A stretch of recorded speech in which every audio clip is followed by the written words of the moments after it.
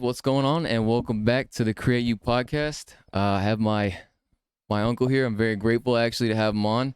Probably one of the What's most up? What's up? successful people that I know. He's using that sparingly, by the way. But yeah, so this is the oldest guest we've had on the podcast. So he's reaching up there. Cheers But to that. He can hopefully provide some, I guess, knowledge for some of us young people out here. We all need it. I need it. So, if you want to introduce yourself, tell us a little bit about you, what you do, things of that nature.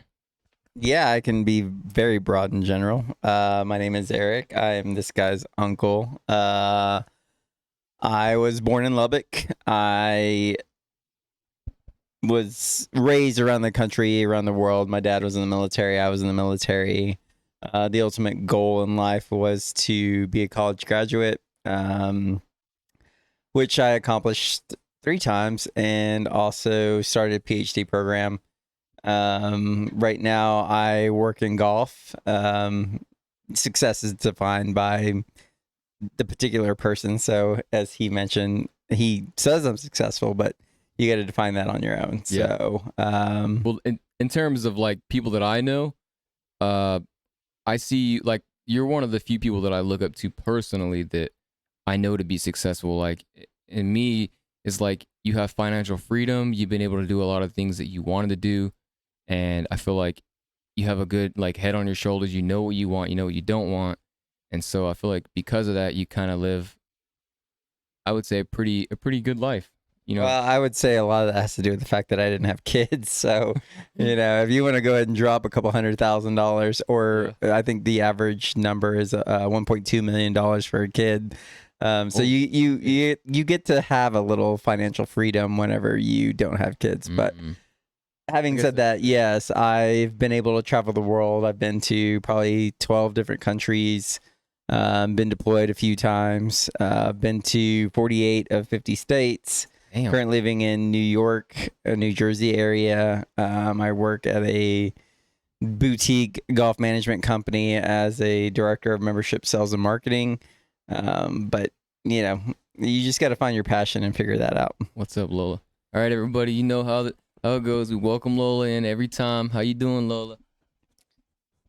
Cool. So you mentioned earlier that you have 3 degrees? Yes, I have a bachelor's degree in kinesiology, another bachelor's degree in community health, a master's degree in sports administration, and 2 years of PhD in sports administration. Holy shit. See, growing up, I don't know what I thought you were doing in college, but I felt like you were only there. I was drinking a lot. That's what I was doing. I guess that's true, but I didn't know how long you were there, and you went to the military before that, right? The Army? Yeah, I did 4 years active, 4 years reserve.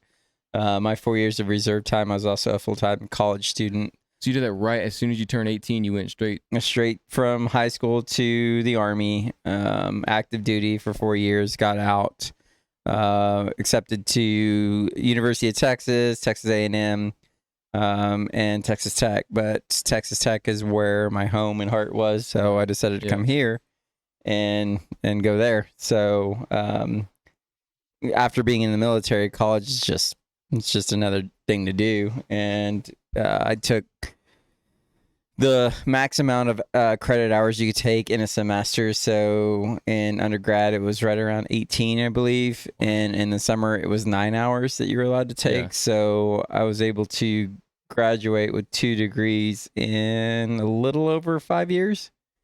Wow. When I graduated, I had 198 hours, credit hours in undergrad, and then grad school.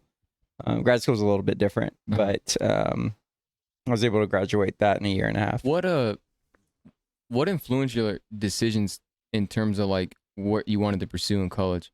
Did you already know, or did you just kind of freeball it, or? Well, so that's a good question. I don't think any of us really know what we want to do until we actually do it. I thought I wanted to be a coach until I did a coaching practicum for football, a high school football coach. Until I did a coaching practicum and realized that kids suck balls.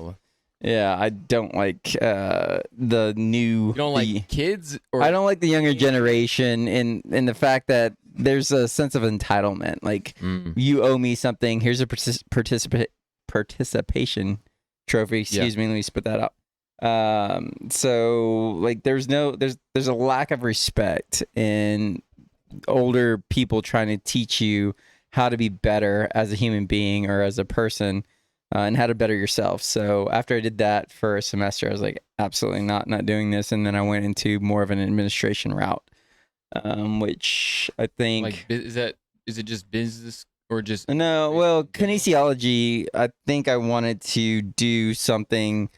Well, I was already down that track, and community health, I was going that direction too. But one of the reasons I went into business administration or sports administration was the fact that I wanted to be a Division I athletic director. But those jobs are really hard to find and really hard to get into. So, what exactly is kinesiology? Is just the study of human movement. Oh, okay. How to really effectively use your body to accomplish the physical task that you're trying to complete. So, like, I guess working out, stretching, things like that. I mean, it's even more specific than that. Like, when you look at a golfer's swing, a quarterback's throw, a running back's lower body movement, a swimmer's kick, kinesiology basically breaks that down into individual movements and truly dissects how to be efficient in it. Oh, okay. That's pretty interesting. I didn't know that you could.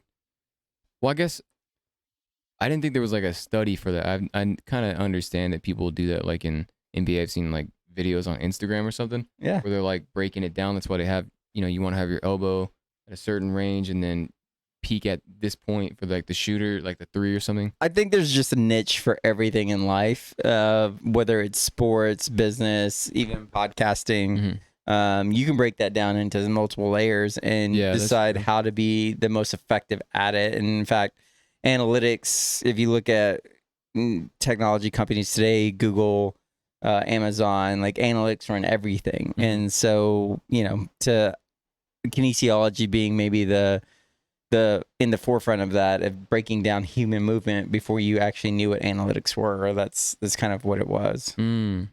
Something kind of popped into my head. I feel like this is going to be kind of pivoting a little bit, but I feel like I've always been very observant, but as I've gotten older, I guess as I've been able to come more into my own mind and be like more self-aware, self-conscious and stuff, I start to analyze, I think overanalyze things. I never thought that there'd be like a job where I could just do that for a living, which is pretty interesting. Now it has me thinking, like, what could I do with that kind of, like, I could use that to my advantage. I can use my mind and what it likes to do already, go find a job where I can analyze, I don't know, numbers or like algorithms or, something like that. I never thought, but that kind of like popped into my head as soon as you said analyzing. Yeah, analytics are basically the way the world runs now. It's a crazy situation in that everything that we do is basically broken down into a binary code of, yeses and nos. So yeah, it's crazy. True. One of the questions that I did want to ask you, this has been pretty interesting. I didn't think to ever ask you this, but kind of like when you were growing up, I remember seeing that you had an Xbox and stuff. Did you play games growing up? Oh, absolutely. I mean, we were the generation that basically pioneered video games, from Atari to Sega Genesis to Xbox. Of course, I grew up playing, all the Nintendo series, the Atari series. Do you have a favorite game that you like to go back to? Yeah, I loved the NCAA football games. Oh, yeah. That's the one I always waited for to come in. They stopped making them. Well, that's 2010, I think, somewhere around there. Yeah, the old NIL, that started with O'Banion, UCLA basketball player. Saw that his likeness was being copied for a NCAA game, and I think it was Chris O'Bannon. But anyway, he decided he wanted to get paid, and the Federal Circuit Court agreed with him, and so EA Sports decided they didn't want to pay for all that. So Yeah, that'd be every year they'd have to pay. And it, well, now it's a thing. Like NIL is a thing. Like that's why college sports has turned into basically pro sports. I think I was listening to a podcast recently where they were saying the NCAA kind of does it under the table for like really star players. Well, I don't know that I would say so. This is actually going into my master's degree. I did a lot of studies in this, but the NCAA is a governing body. Now, if you want to talk about specific universities, absolutely, like being paid under the table has been something that's happened since the 50s. But now it's just a little bit more legal. The NCAA doesn't, they're a instrument of policy. They're not the ones that make the rules. What happens with the NCAA is that they take the advice of all the major conferences and institute the rules and affect policy. So if somebody breaks the rules based on what the conference commissioners decided was legal or not legal, they said that's right or not right. Now with the NIL, that's a completely different story. What is the NIL? Name, image, and likeness. So people get paid on their name or their image or their likeness based on like, so say, Is that a government like agency or something? no, NIL is just a term for how people okay. get paid. So like say Tyler Shugg from Texas Tech, he's a quarterback. Yeah. He gets an NIL deal. So anything, so if his number gets used, his name gets used, or his likeness, his picture gets used, he gets paid for it. Oh, okay. I see what you're saying.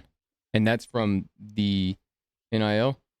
Or is that from the university basically allows him to do it, but he can sign contracts with anybody. NIL just means name, image, and likeness. Oh, okay. I see what you're saying. And the NCAA, that's just for basketball, right? Or is that?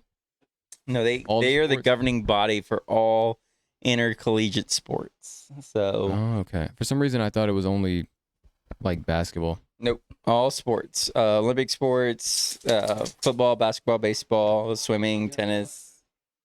To you, what is passion? Like, what does that mean for you? Ooh, that's such a broad, general question. It depends on your. Well, for you personally, not like. No, I mean, I think I understand the question. It's just like, what are we referring to, or is it a passion for life? Is it a passion for a love? Is it a passion for career? Like I get what you're saying. It's a multifaceted question with multi-prong / forks in the road. Mm-hmm. Passion is the things that get you up in the morning. If you want to break it down to its basis definition, passion is just what is it that drives you. Passion can be defined by the love of your life. It could be defined as the career that you've pursued. It could be defined as you wanting to have the best podcast in the world. Like, what is it that truly, besides your brain and your heart making your circulatory system function, mm-hmm. What is it that keeps you alive? Motivates you to do more, do better, things like that. Exactly. So at this point in your life, do you feel like you kind of like found your passion, or did you have to like create it, or how did you go about? I think the thing in life is that a lot of it's about timing. I never sought out golf as a passion. In fact, when I was in high school, I thought golf was probably the lamest sport you could ever play or be a part of. Yeah. But golf, in my opinion, and there's a lot of professional athletes like Michael Jordan, Tom Brady, who will say that golf is the hardest sport they could possibly play because there's a lot of moving parts to it. Mm-hmm. Think of it as space shuttle launch. Like the space shuttle has over a million moving parts designed by the lowest bidder. Golf is kind of the same thing. Like you got to get all these moving parts going in the same direction. Basically just getting yourself to focus on end where you started. Yeah.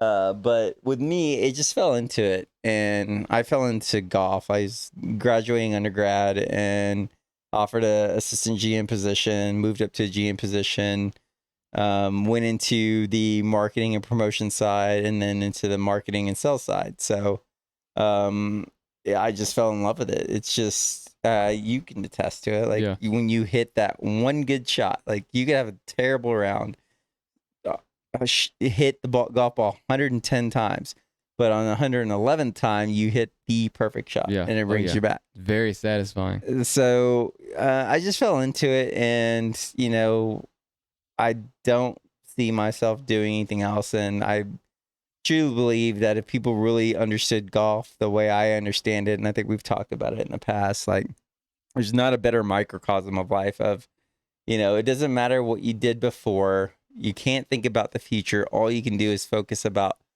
on the one thing that's happening at that moment. Like, what do I do now to get myself out of the situation I was in to be in the best position in the future? Yep. Due to your So, actions, you got yourself there. yeah, you got Despite yourself whatever you did. there. Yeah. How do you affect change in that moment to be in the best possible position? So, I just fell in love with it.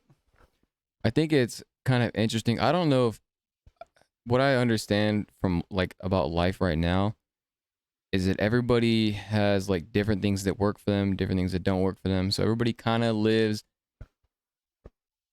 in a world where like there's some truths, but then there's also your truths.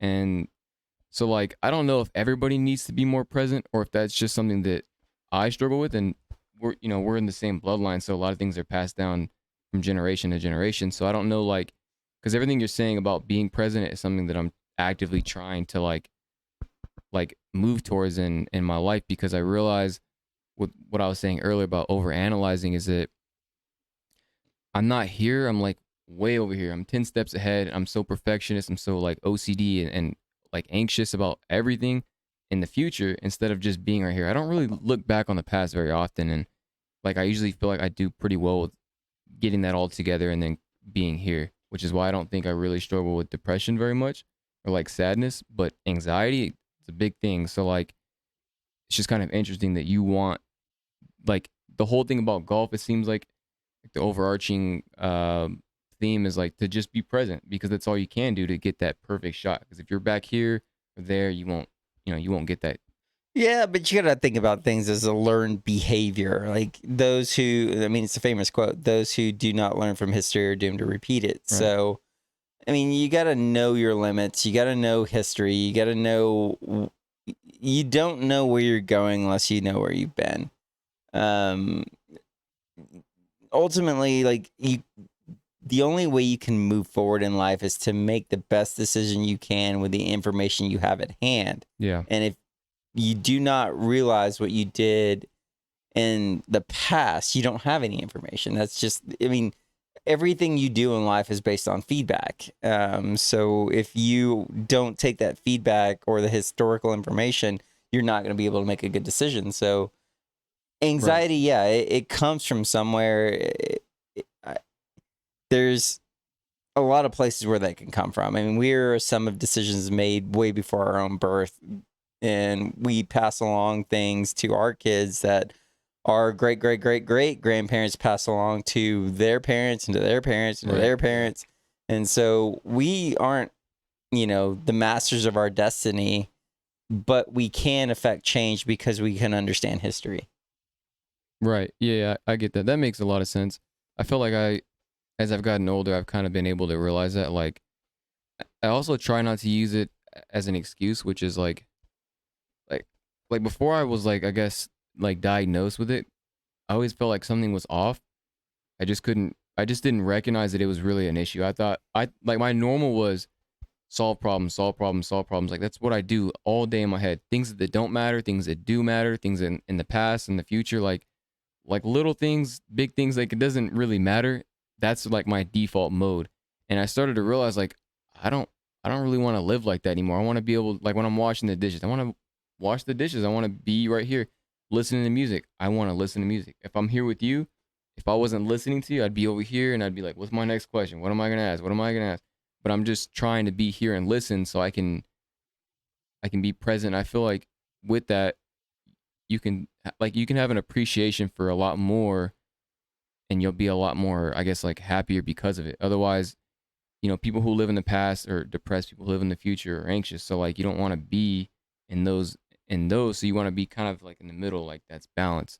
So I think you made that's a great statement about balance. I think when you try to focus on being present, you try to focus on being present instead of being present. You're like, okay, I need present. I need to be present. I need to be present. Yeah. Instead of just like, I need a balance. Sometimes things just are what they are.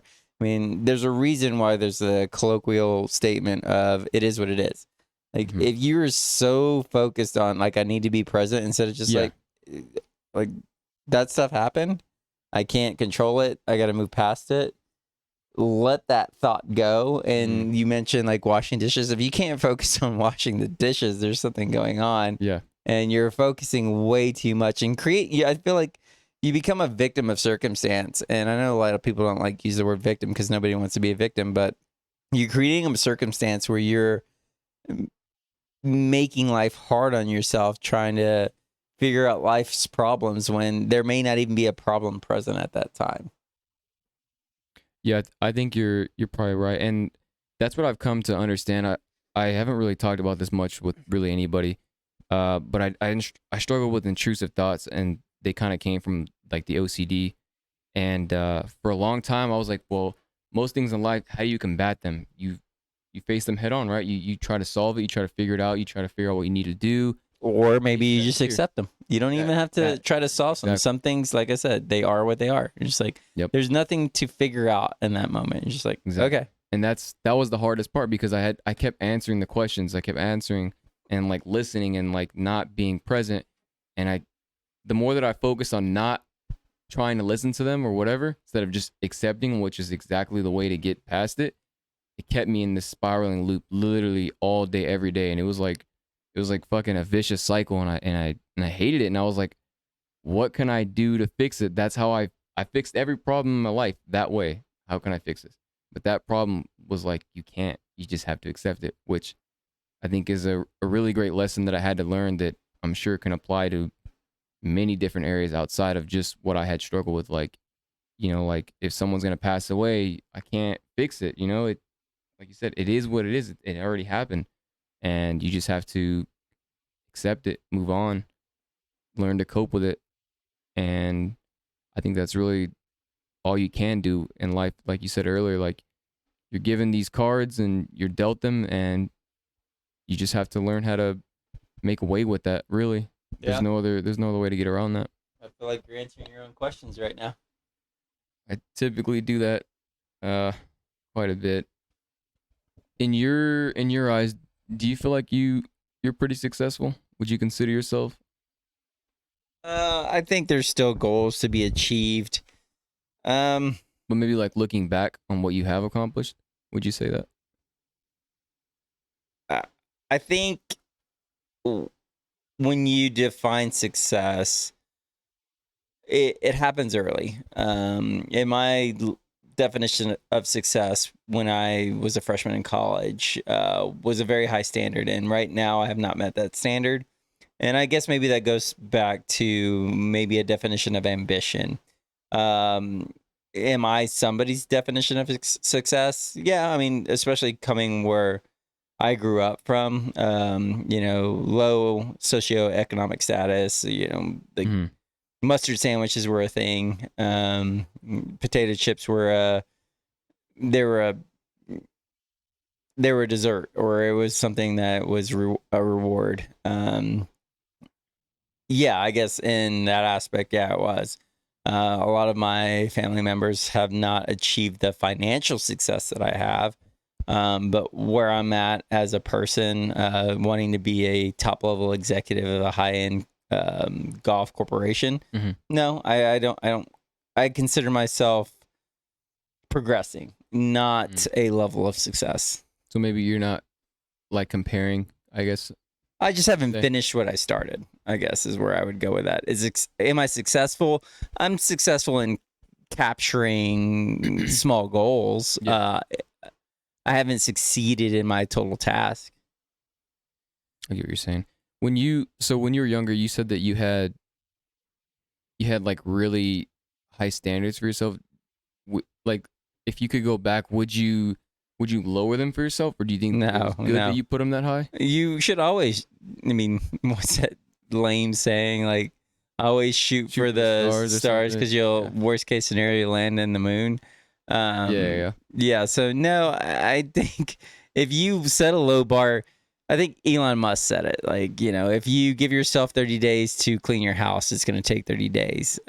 So however you set your goals is going to dictate your ambition. So why set them low? Like, absolutely say, I want to be the richest person on the planet. Joe Montana, or I guess, sorry, that's dating myself. Tom Brady or Patrick Mahomes, they did not set the standard of, hey, I just want to be the best high school quarterback there ever was. Yeah. They all set out to be Super Bowl champions. As a 12-year-old, when they made these goals, they weren't coming up, like thinking that, oh, I should like set these low standards because, I don't want to disappoint myself in the future.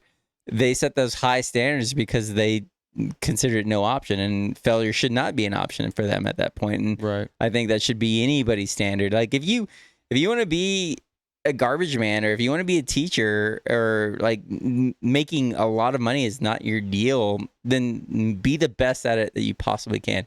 I mean, be the best podcaster you can, be the best server that you can.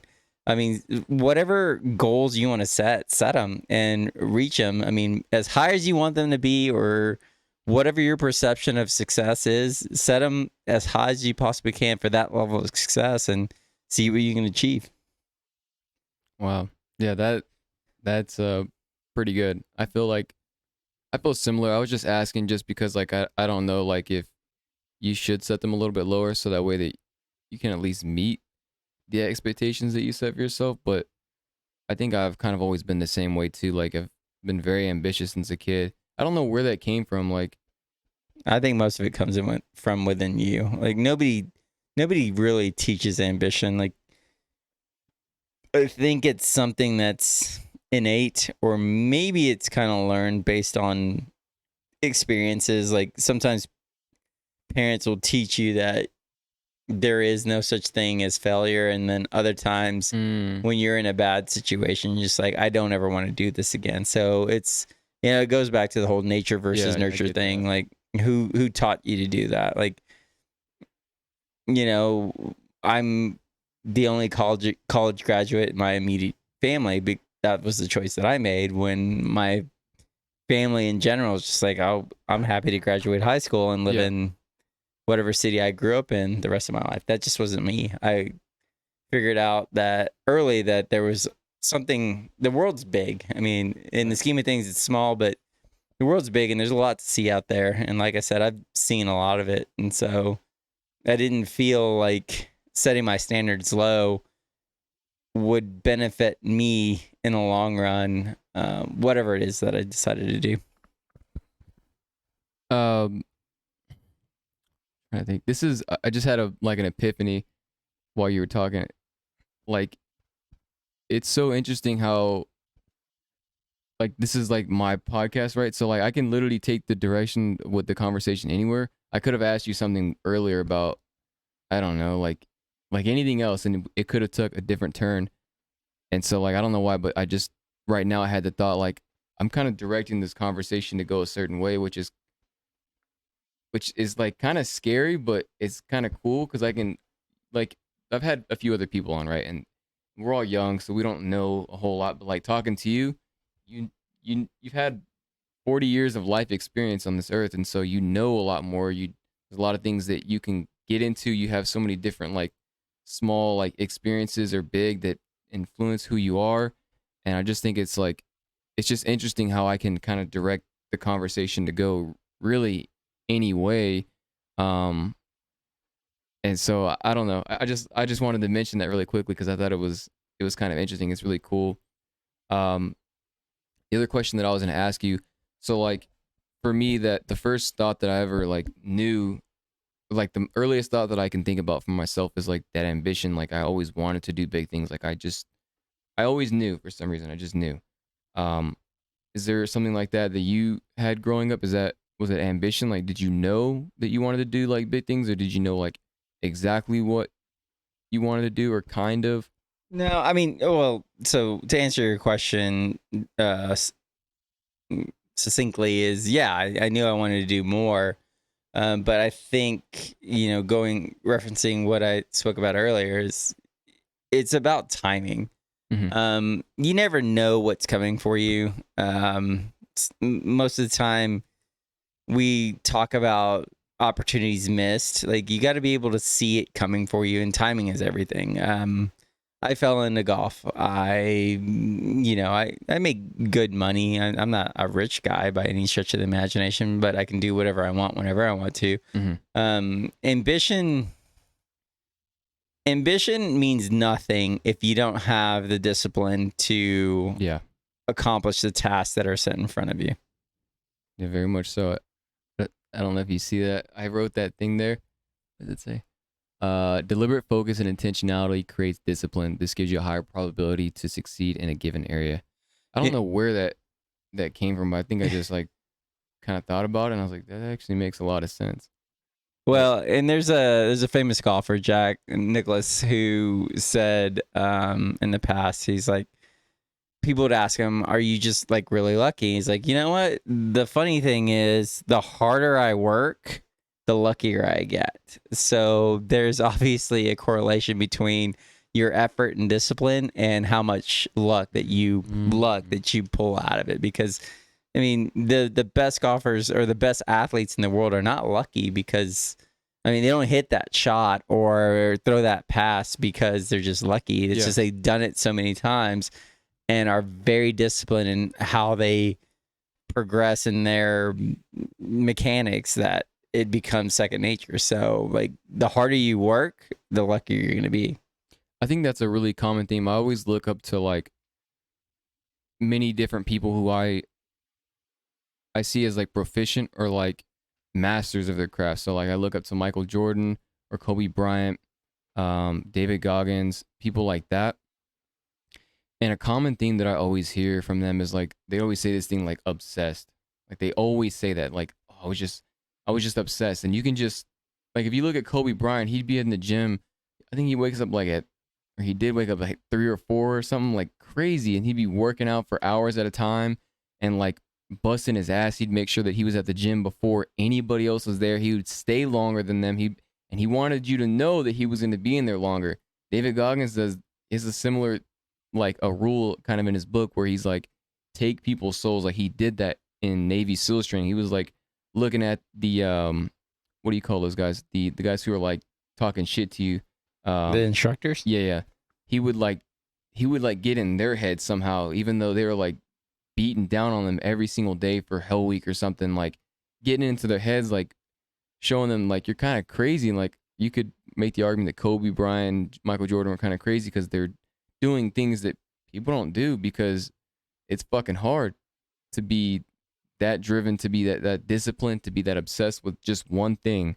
And I mean, it pays off, but like, that's something that I've always heard all the time is like that discipline. Like, and it's very difficult to become disciplined for sure.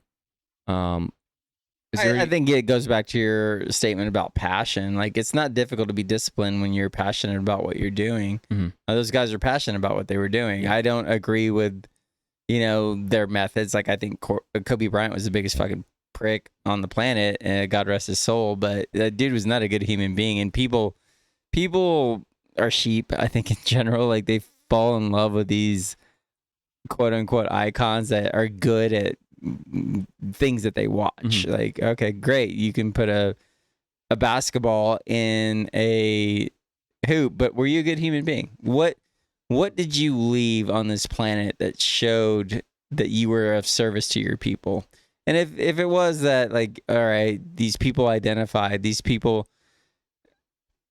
saw that this guy was really good at putting a ball in a basket and left that legacy behind, and that made them happy, that's great.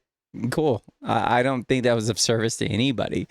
There's a famous Native American way back before the United States was established, saying you need to make your life of a service to people. And most people will actually, if they're not kissing his ass, will tell you that Michael Jordan and Kobe Bryant were the biggest assholes on the planet. They didn't give a fuck about anybody. Yeah. Michael Jordan is still considered one of the cheapest people on the planet. He doesn't tip for crap. Kobe Bryant punched people in the face if he didn't like how they were acting. Cool. They were great at playing basketball, and they were good at it because like you said, they were disciplined, but they were not good people. That's my opinion. Yeah. Doesn't really matter. Tiger Woods, same way. He's actually changed his ways.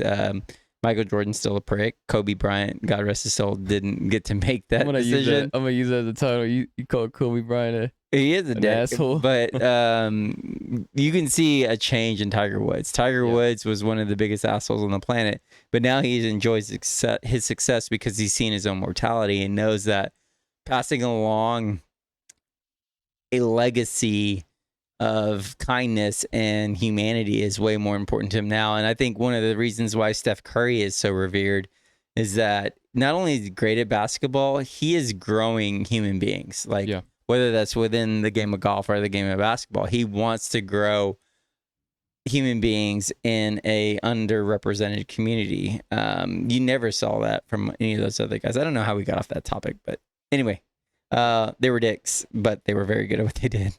David Goggins is also a psycho, but he very disciplined, but he's going to pay for what he does. And I think the one thing I want to impart, if you're really focusing on the younger generation, is like, be passionate about what you do.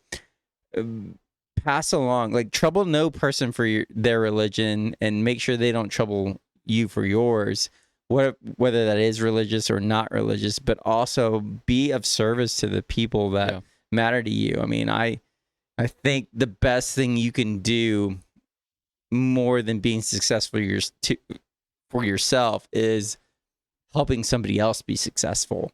And when you do that, that actually becomes a springboard for yourself. Like, when you try to create a network, when you try to meet new people to try to grow somebody else, you end up growing yourself.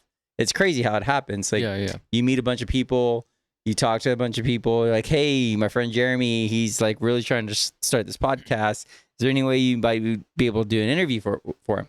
And before you even know it, that thing is snowballed into something because you're trying to help somebody else. Those guys that you mentioned who, are really good at being on TV and being masters of their crafts of sport, you don't really hear stories about how they grew somebody into being a better person.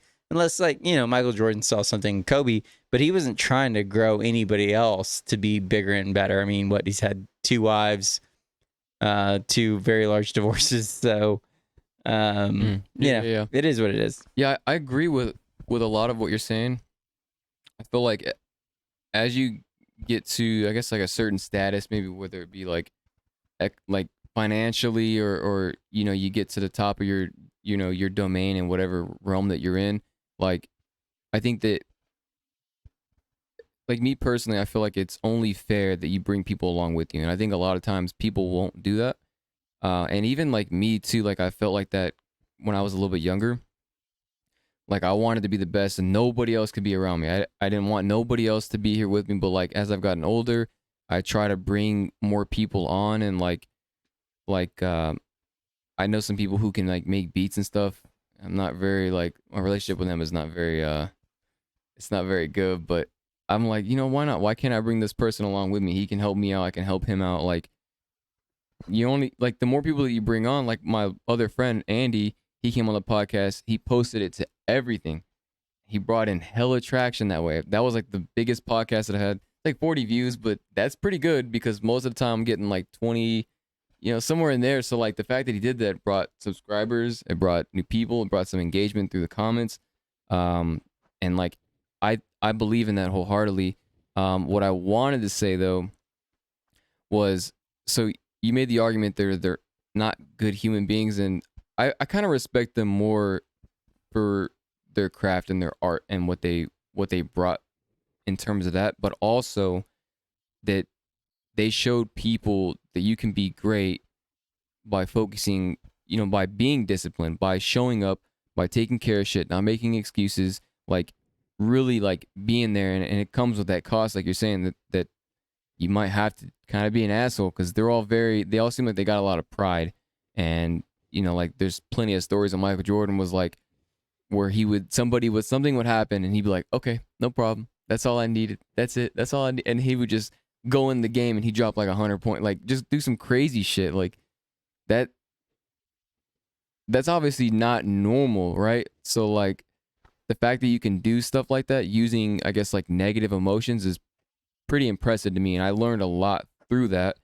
And so to me, I'm kind of making, I guess, a small argument that in some way they brought some service to humans in that regard because I've learned a lot from that. Yeah, but at what expense? So this is let's see how I can ask this question. So I know this being a younger generation podcast, there was a member of the basketball community that was just who had just passed. You want to talk about somebody who lived a life of legacy and of service to people? Do you know who Bill Russell is? Yeah. Okay. So he was never that guy. He was really good at what he did. He won more championships than Jordan Yeah. Oh, yeah. and Tom Brady He won combined. like 11, 12. 12. Yeah. But not only did he stage walkouts for civil rights, he's like, we're not going to play tonight. I'm going to walk away. He's like, yeah, we're not doing this. He'd walk out. Heard of that. He was the first black head coach ever, the first all black lineup in an NBA and NCAA team. Mm-hmm. He made his life service to people. He wasn't about ego. He was like, oh, I'm going to be, he never set out to be the best ever. He set out to be the best human he could be, not like I'm going to be the best basketball player.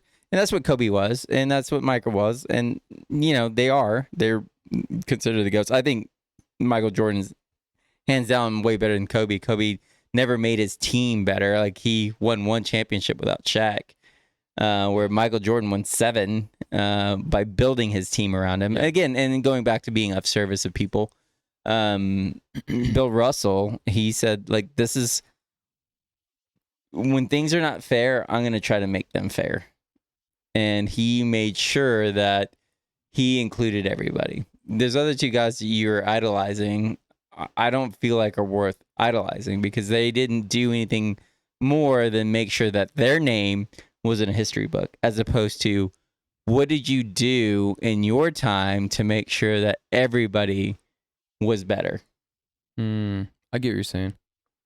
And I think as I've gotten older, like I said, I've come to kind of realize that myself. I think I have kind of a lot of pride in a lot of different ways, but like one of my biggest goals that has changed a lot. Like for the longest time, it was just I want to be the best at everything. I want to do all these different things, and I want to be known for all these different things. But as I've gotten a little bit older, I want to be able to take care of my family. Like that's been so important to me the past like year, maybe 2 years. I don't know what changed. I really don't. I don't know. I think your desire to sacrifice. I think when you realize what sacrifice really was, it actually put a reality to the situation. You didn't realize what sacrifice needed to be for you to be able to provide. Yeah, that resonates a lot. I think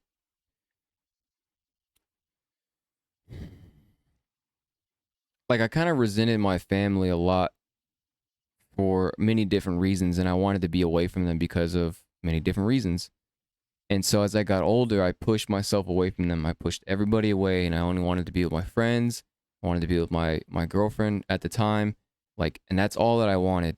And once I lost all those, like everything, once I lost all my friends, and I was like probably in the worst spot I've ever been in my life. I didn't know who to go to. And I didn't really have family then, but like looking at my little brothers now, I see a lot of myself in them, and I know that I can help them. I know that I can be of some service to them. So like my goals have changed in a lot of different ways. Like I still want to be the best, and it's for the reasons like I want to be able to take care of not only my family, but I want to be able to take care of the people who are with me now, friends, the people who I meet along the way.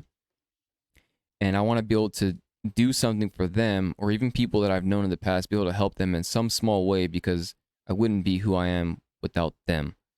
And whether it's helping them get a job or helping them, like my mom getting her a house or getting her a car, or, employing these different people and using them in different ways that can help them, but it also helped me. I think is the best way because then if I help them, they can also spread that out into different. It's like the snowball. Like it just keeps going and going and going. Hopefully, everybody can just keep helping each other. And if I can be that person at the top to just like be able to get it all out to them, I think is very important for me. Like as of now, like that's the biggest goal that I'm trying to strive for. Um, and this is kind of like my platform, I guess, my stepping stone to get to that place. I have a lot of other goals. Just they're even outside of YouTube. Like I don't know where all that comes from. I just know that I want to do it, and I think my biggest fault with it all is like I want to do it all right now.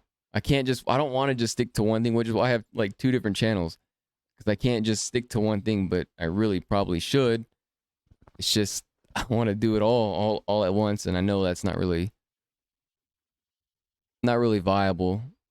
Yeah, I mean, if you go back to So your idols, like they never thought they could do it all at once. They knew that there was a progression to it. So I think you got to focus on that. Like, they knew they had to be really good at dribbling the basketball. They knew they had to be able to shoot mid-range jumpers. They knew they had to be able to shoot a good three, contested, whatever it is. So you gotta focus on one step at a time to get to your ultimate goal and not lose sight of what that ultimate goal is through the progression of the steps.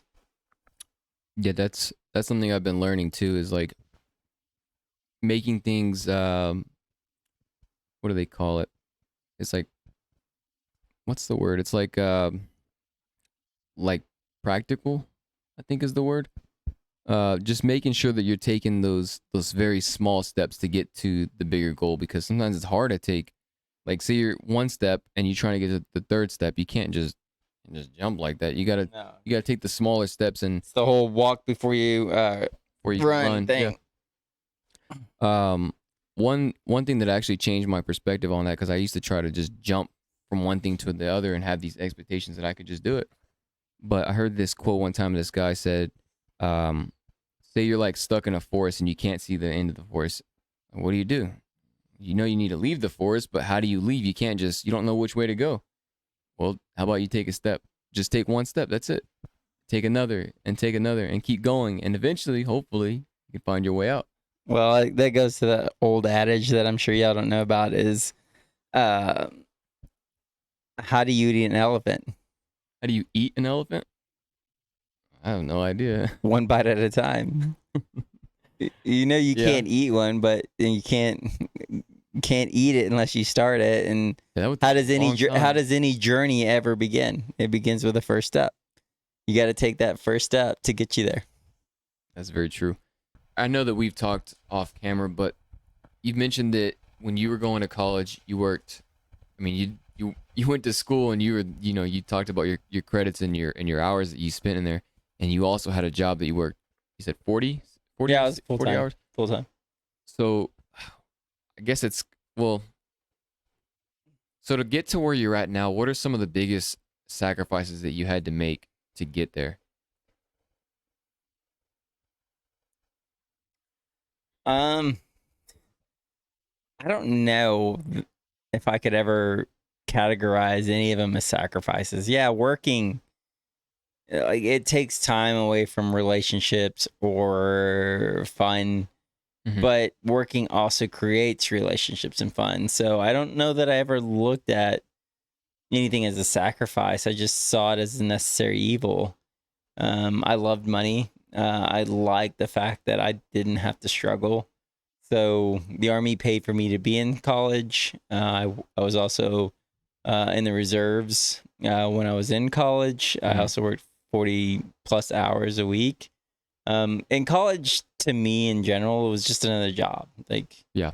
actually, it was more recess because I got to see hot girls. Where'd you And work at? I worked a few different jobs. Waited tables. I was produce manager at a local grocery store. So it depended the time of Okay. year. So I don't know. It afforded me a lot of opportunity. I remember my best friend probably doesn't want me to tell this story, but one summer, um, I was my first year in grad school, and it was his senior year in undergrad, and we went out every day in the summer, and we did the math on the amount of money we spent in 3 months, and it was a little over $11,000. Holy shit! On But drinks or just like just going doing out, like it was bullshit? food, drinks, whatever it God. was. And this is combined, or It was combined. oh, Yeah. okay, So okay.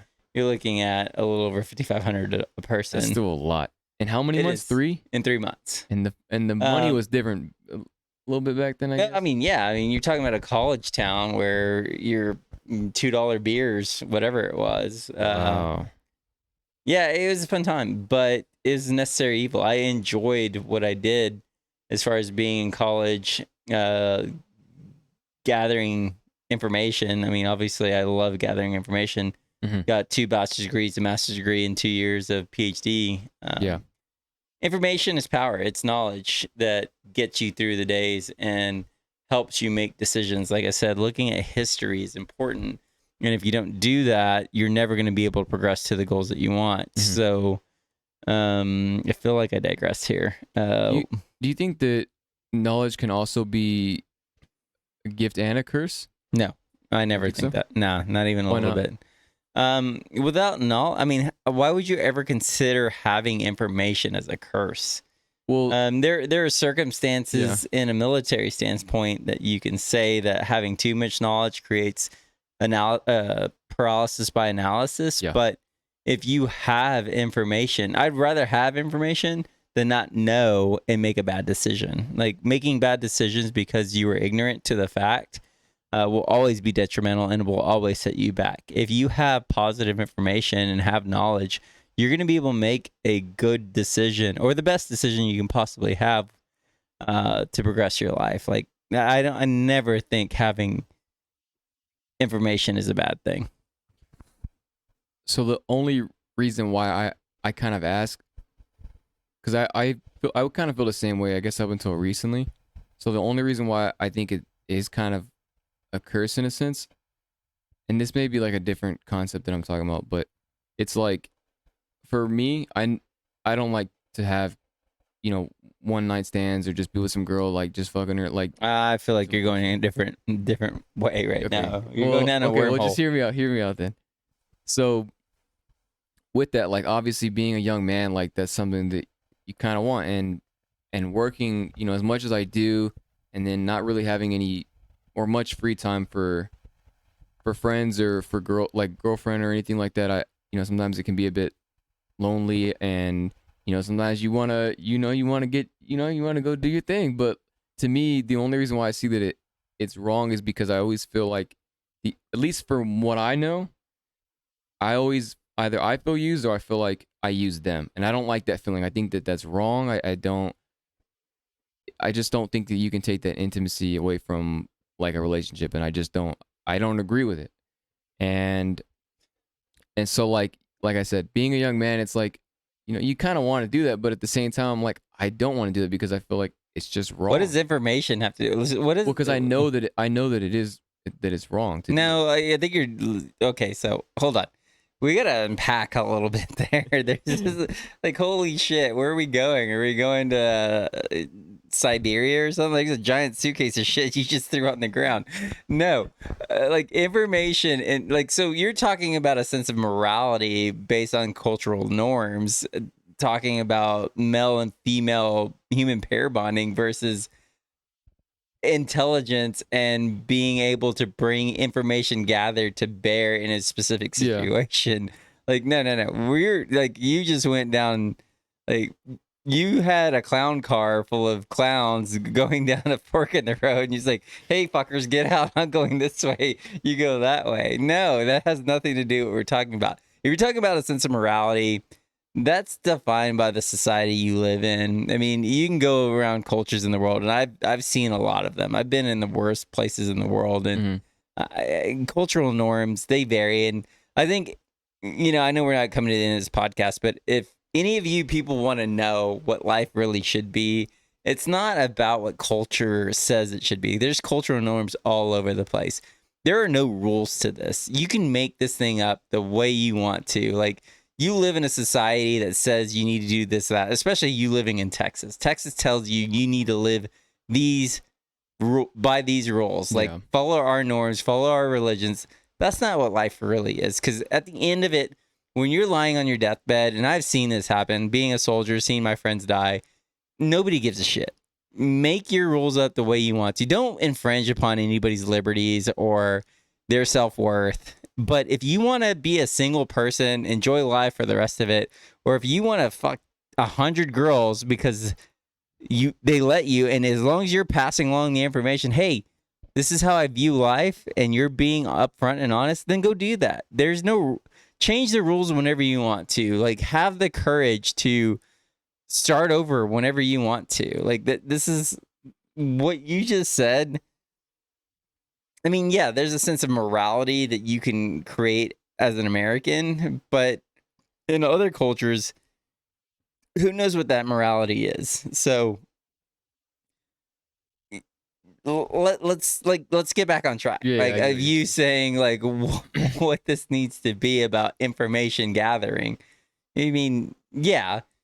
Do you feel a sense of morality of like, I don't want to sleep with a girl because I feel like I use them? Yeah, well, you've gathered information that it's created this idea that that's not right to you, but trust me, there are no unequal partners, especially with the man that I know you are. You're not just taking advantage of a girl, like getting her drunk, throwing her upstairs, and then kicking her out of the house. That's not who you are. I know that. So like if you have consensual sex with somebody who says, hey, Jeremy, I like you.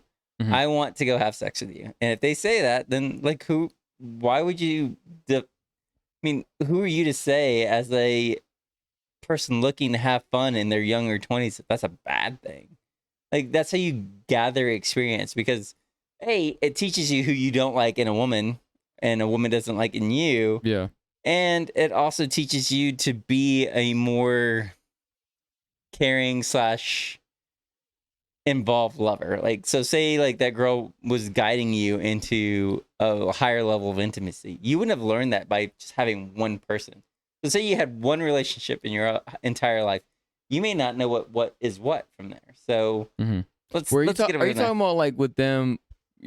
I'm talking more of like just casual like sex, not like but it's not like consensual. Being in a relationship. No, I'm just saying it's consensual. So I think in general, like if you look at things as fun, and a lot of people in their 20s look at like we were just having fun. Yeah, because you don't know what life is at that point. And I mean, I didn't, and I was very moral in making sure that there was an understanding in any of my hookups, but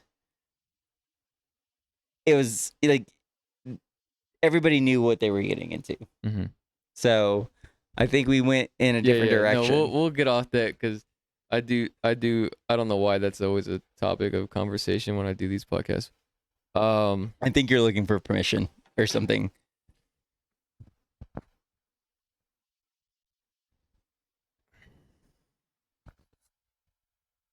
I don't know. I personally don't think so. I don't know. The anecdotal evidence that I've seen, people always get involved more than just what the terms are set out to be. And like if I was to engage in that, I couldn't just kick them out. I couldn't do that. It would just feel wrong. Nobody says you have to. No, again, I know, you make the rule. I know, but that's where the problem comes in. It's like, well, then if I try to sit around with them and talk to them and hey, you trying to eat and you want to do this, like that's like more of like we're together. Well, okay, now, so going back to you define the terms. Make sure that the person that you are engaging in consensual casual sex with understands. Like you gotta set the parameters. Like, hey man, like are we just having fun or is this like something serious? Whatever it is. Like as long as there's an understanding between two human beings, I mean, you both have a level of intellect. Like, hey, yeah, no, Jeremy, I'm not into that. Or yeah, that sounds cool to me. Like what is there to be, feeling guilty about? Like, okay. Well, I guess from the evidence that I've seen from my personal life and also from different friends is like somebody somehow always gets involved. Like it can't just be. Well, human pair bonding by its general nature is, I mean, there are very few monogamous creatures on the planet. But one of the things that happens with human beings is that you become attached to that person because by nature you have to be attached to that person, because if you have a kid, that those two human beings need to be able to take care of Yeah. Right. that person through gestation, through toddler, through young adulthood. So I mean it happens across the animal kingdom. So there are hormones that kick in that create that dopamine rise to make sure that you are attached to this human being, hopefully, which you and I both know that's not true. Like there's dudes that suck ass. Like Yeah. as soon as they get a girl pregnant, they're gone. Oh yeah. But there are dopamine responses within the human brain that try to create the connection, not dissimilar to a mother once that kid is born, to create the connection to keep that lifespan moving in adulthood direction. So, yeah, I can see your sense of guilt, but again, I think there's a lot more that needs to be looked at, like research. Like you're saying anecdotal evidence, but you're just talking about people that you've talked to in the past as opposed to actually doing research as to why human pair bonding is the weirdest freaking subject in the world and something I've always been interested in. Like, why do people hook up with certain people? Why are quote unquote alpha males the most attractive people? Why is peacocking such a thing? Why... there's just a lot of why. No, yeah, I get you. Yeah, So- there's a lot of interesting there, but I guess I'll get into my typical questions here that I ask everybody, so we can kind of wrap this up a little bit. So the whole goal that I have for the podcast is I feel like a lot of younger people don't see other people as humans. Like they forget that everybody makes mistakes. Everybody has different ideas that they believe in, such as me. I just mentioned it there. Somebody's probably not gonna agree with what I just said. They're like, "Yeah, you're crazy. Like you should just be fucking girls. Like you're a dude. Like it is what it is." And you know, everybody has their own different ideologies and their own opinions and stuff. And I feel like that it creates a lot of division. So what I want to kind of like spread is seeing people through the lens of a human, what it means to be human, understanding that we all bleed, everybody makes mistakes, we all do that. So like that's kind of my whole objective really with this, is just to understand people, and hopefully people who watch this can understand you, can understand me, and hopefully relate to you in some ways or disagree, and hopefully they can learn from that. They can take lessons, they can not, or whatever, you know. So that's the goal that I have really with the podcast.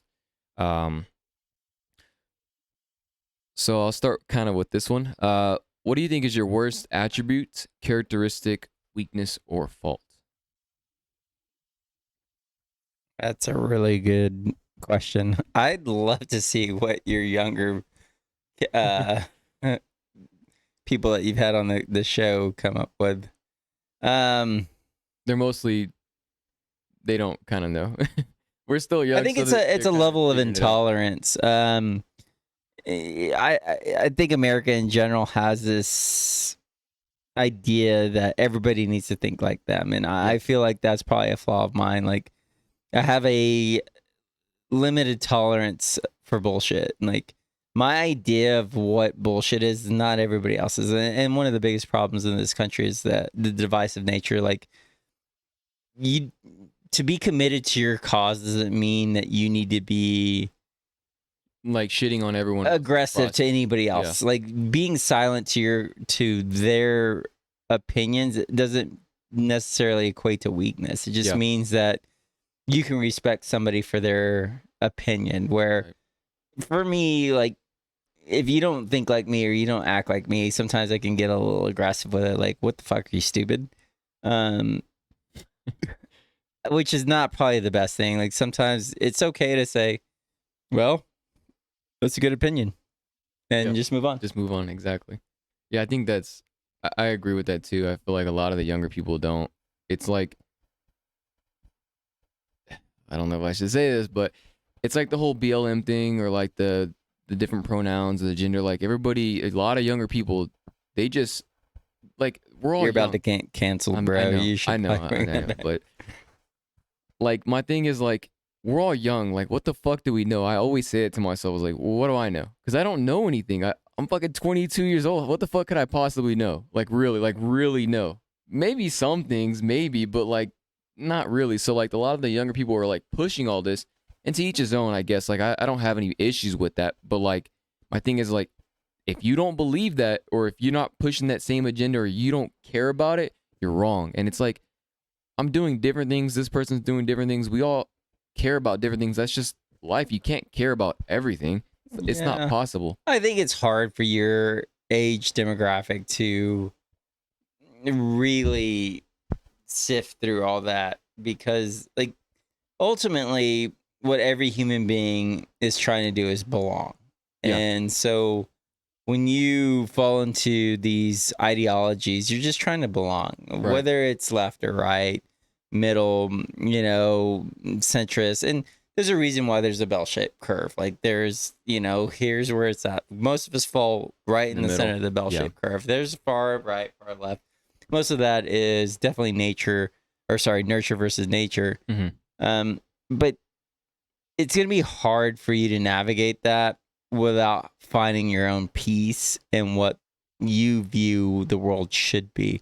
And once you have the confidence, and that's where really it all comes down to, is like once you have the confidence in who you are as a person and you've sifted through the bullshit and been able to come to peace with who you are, once that's happened, then all that shit, other stuff fades away. Like you can go through pronouns, you can go through who you think you should be, but ultimately you're gonna be like, this is what I believe in.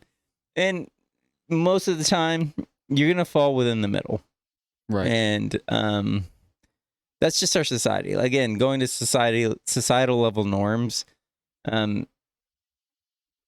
There's societal level norms for a reason. I mean, it's just the cultures that we've been brought up in. But yeah, I mean, just find your confidence, find what's important to you, and everything else is bullshit. Because at the end of the day, at the end of your life, nobody gives a shit. Like, nobody's going to remember Jeremy was a dickhead because he brought up BLM. Like, I don't even remember that even happened. So live your life the way you think is going to be most fruitful to you, because ultimately the only person you'll ever answer to as to how you lived is going to be yourself, because you're not going to give a shit what anybody else thought. Mm-hmm. Yeah, I definitely agree. So that brings me to the next question, kind of the opposite of what I just asked. So what do you think is your best attribute, characteristic, strength, or virtue? I think it's just my desire to help people achieve more than they thought they could.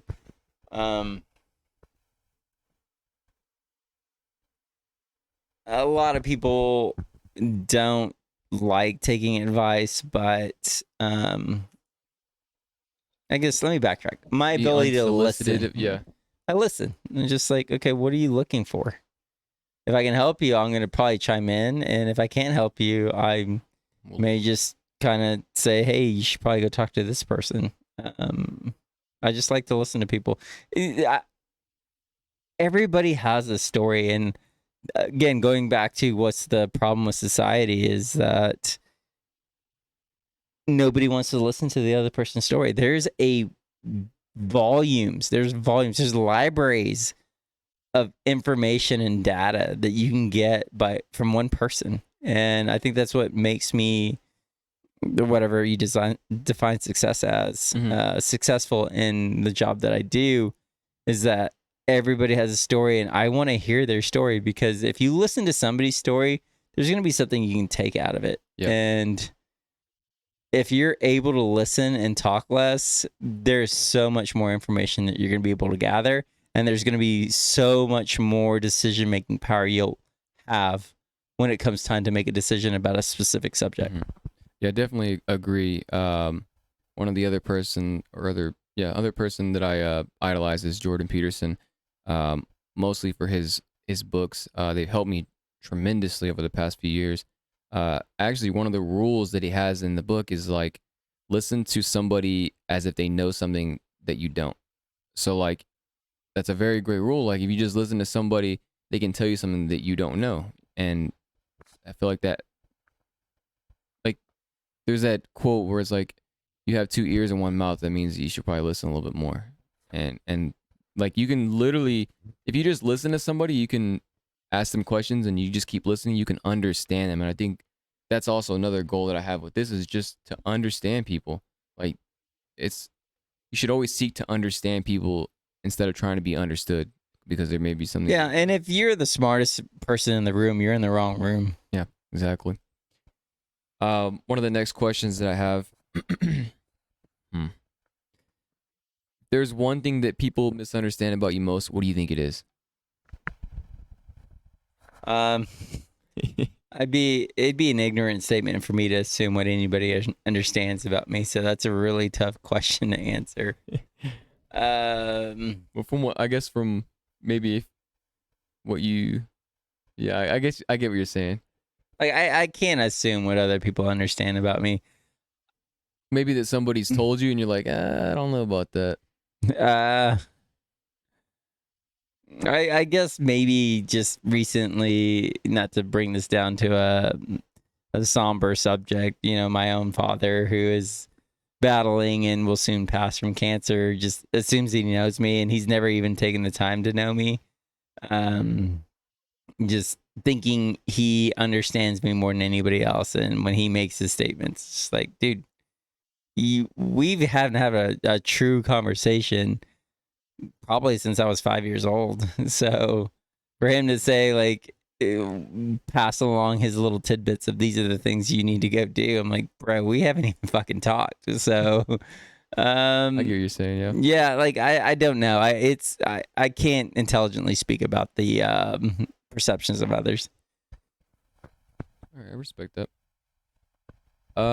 What about a misconception that you had growing up as a child? That money grew on trees. And by the way, You really thought that? No, I never thought that. However, when you become an adult, trust me, there is food in the fridge.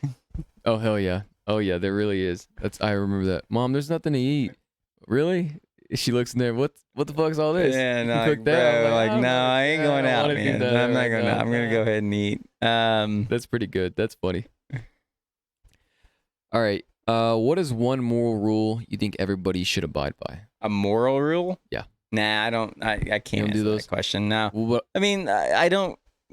Yeah, I have a broad conception of moral standards and cultural norms, but I feel like some of them are disingenuous. It's just like you're trying to create a level of, I don't know. trying to hold people like to Well, I don't know if it's accountability, but you're trying to create compliance. Like you just want people to be compliant, which, you know, it works. Like for me, I don't subscribe to religious dogma. Like I think it serves a purpose in humanity. Like no, if you look at it in its broad form, no other cause has ever created more death than religion. So, you know, like, do you really buy into that stuff? Like, we're still fighting the same battle that we are then. Like, you know, the Muslims are still, you know, creating jihad, and then you got. Sorry, this will probably turn off some of your followers, but you got the Trumpers who are like religion. Like, you're still fighting the same battle. You're trying to cause death by a perception. So yeah, I understand that. An ideology, like, you know what? Let people make their own decisions. Like, as long as you're not hurting somebody and like you're living by your own understanding of what life should be to you. Truth, maybe. I don't even. Truth is a perception still. Right. Yeah. Well, that's what I mean. Like what they believe to be truth, not like you can't make people decide what is right or wrong to them. Like, don't kill anybody, don't take away somebody's freedom or liberty, but live life on your terms that make you happy, because happiness is rare. And like what happens is, like, in a life where happiness is rare, you end up holding on to these things that are unreal and that will probably be a crutch to you, as opposed to if everything is happy, or as happy as you can be, not living into these boxes that society has said, like, if you don't do this, you're a terrible person. So find what makes you happy, pursue it, and fuck everybody else. Fuck everybody else, huh? Alrighty. Last question here. What makes us or you human? I think the root word, humanity. The thing that differentiates us from zoology, sharks, orangutans, fucking bears, is our ability to empathize. Humanity is a word for a reason. Like, it's the one thing we all get lost in. And I've been in third world countries, and when somebody doesn't believe in what you believe in, you kill them. And that's what this country's turning into. Like, if you're a Trumper, if you're a Biden person, whatever, left, right, it's like, you don't believe in what I believe in, you're a terrible human being, I'm going to kill you. Cancel. Or like, yeah, whatever it is. Like, human beings, to err is human. Like, it's okay to be wrong, but it's also okay to, I mean, you should also own your faults, and not assume that everybody needs to be like you. I don't know. That's it. Just That's good. be human. I like Humanity, that. human. Be human and understand that everything changes. And own your shit. You're gonna grow. Bottom line, you're gonna grow. What you believed in when you were 10. I mean, shit. You motherfuckers used to think that Superman was real. He's not. Santa Claus is not real when you were 5. Exactly. So you're always going to learn. You're always going to change. And, you know, if you think somebody's your savior when you're 25, 30 years old, trust me, he's not. Whatever, he wears a red hat or whatever the fuck it is. Like, understand that ultimately you're responsible for your happiness and your health. So stop buying into bullshit. I like that. I like those answers. I agree with you. I think a lot of people there's a lot that people can take from this, and I do appreciate you taking the time to come on and hang out. And I really have enjoyed the conversation. This is probably the most present that I've been. There's a lot of things that I've learned. I get to flesh out some of these questions here with somebody who's a little bit older. Get to see what sticks, what doesn't. And it's okay to drink beer and smoke weed. Yeah, whatever. Creates enlightenment. Do what you want to do, man. And beer actually creates bone density. So when you get older, you're not going to break any bones. This guy loves his beers. So he'll make any argument to plead with it. So, but yeah, if you guys made it this far, I do appreciate it. Again, the podcast, as always, is available for video form on YouTube. It's on Apple Podcasts, Spotify, Twitcher. There's a handful more. I'll leave them all in the description. You guys can check them out. And I guess if you guys want to see any more podcasts with my uncle in the future, be sure to give a comment, like, subscribe, and we'll see you guys in the next one. Cheers. Later.